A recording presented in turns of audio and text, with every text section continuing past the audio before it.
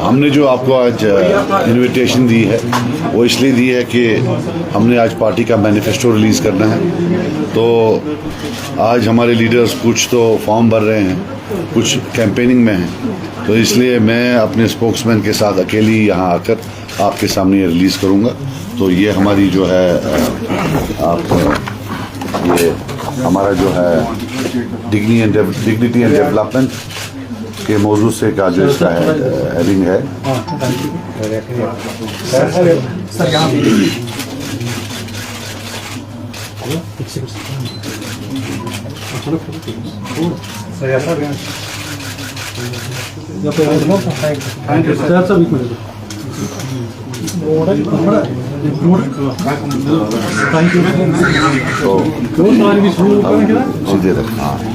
तो कुछ चीज़ें मैं मोटा मोटा, वैसे तो आपको मिलेगी, ये बुकलेट मिलेगी और PDF भी मिलेगी।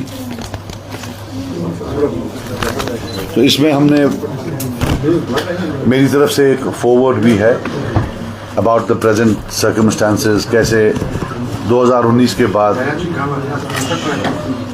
हमें डिसएम्पावर किया गया totally politically. How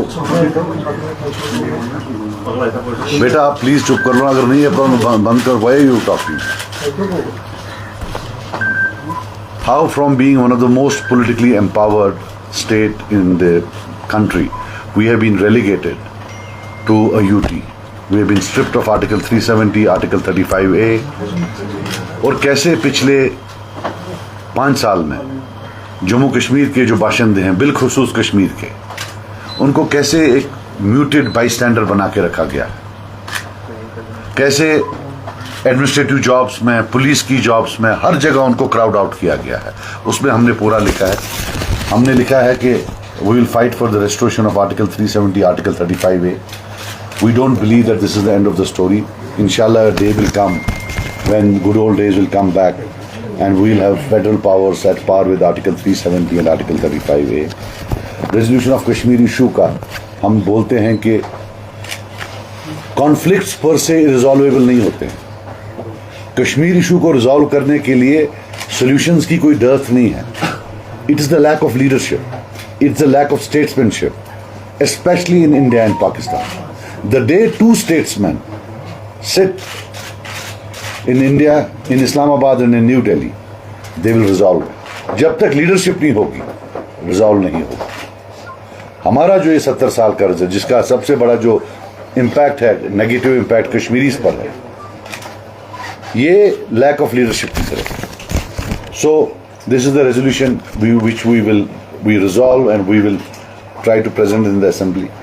Then another resolution will be probe into rigging of 1987 elections.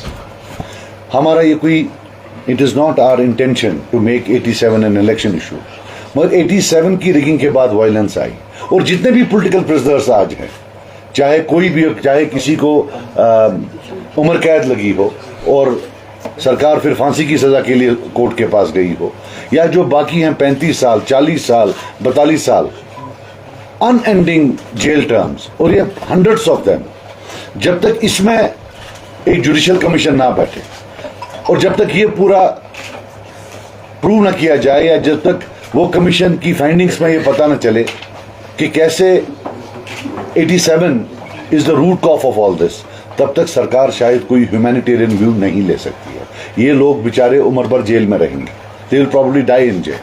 So we can't totally forget about a huge section of people who are rotting in jails.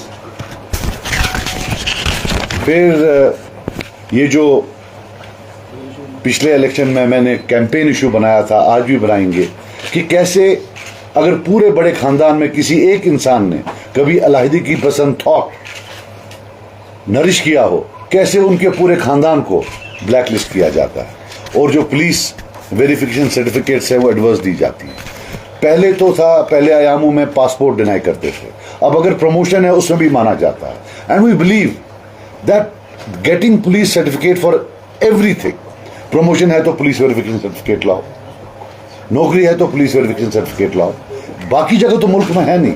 How can you specifically target Kashmiris? और इसमें जितना भी impact पड़ता है कश्मीर में ही पड़ता है, जम्मू में तो कोई एडवर्स आती नहीं है। फिर जो डेमोलिशन या जो रिट्रीव कर रहे थे गवर्नमेंट लैंड, वी वेलकम।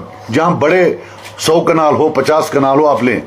लेकिन जो गरीब 1.5 कनाल या आधे कनाल में बैठा है, उसका जो डिमोलिशन हुआ, उसको हम कंडेम करते हैं। एंड वी बिलीव कि जितने भी लोग बिलखुसूस रूरल सेटिंग्स में, ड्वेलिंग्स में हैं, घर में बैठे हैं, या सिटी में आधा कनाल, पौना कनाल, 1-2 कनाल, वी बिलीव अगर वो गवर्नमेंट लैंड पर हैं, उन्हें मकान बनाए हैं। गवर्नमेंट का जॉब नहीं होता है घर तोड़ना, गवर्नमेंट का जॉब होता है घर बसाना। वी बिलीव कि जितने भी लोग हैं जिनका इन्हें लिस्ट बनाया है, that should be transferred into their names. The government ओज इट टू देम। गवर्नमेंट जब बीपीएल के लिए पैसा देती है, जब वो हाउसिंग के लिए पैसा देती है, तो how can they dethrone them? क्यों जी आपने आधा कनाल लैंड पकड़ा हुआ है गवर्नमेंट का? So we believe it should be transferred into their names, जो इतने से 50 साल 60 साल से घर बनाकर वहां बैठे हुए हैं। फिर रिहैबिलिटेशन ऑफ कॉन्फ्लिक्ट विक्टिम्स हैं। फिर जो ड्रैकोनियन लॉज हैं, PSA and other things, those we believe they should never have been part of a civilised society. They should never ever have been here in the first place. और जो हर form of decent को criminalize किया गया है, we believe that there needs to be decriminalized. और return of Kashmiri Pandits, we believe an enabling environment should be made for them to honorably return with dignity and resume their places in their homeland. Reintegration, जो जिन लोगों ने बंदूकें उठाई थी या जिन्होंने system को चैलेंज किया था, you can't punish them for all their lives. There is a limit to punishment. There is a concept of reintegration.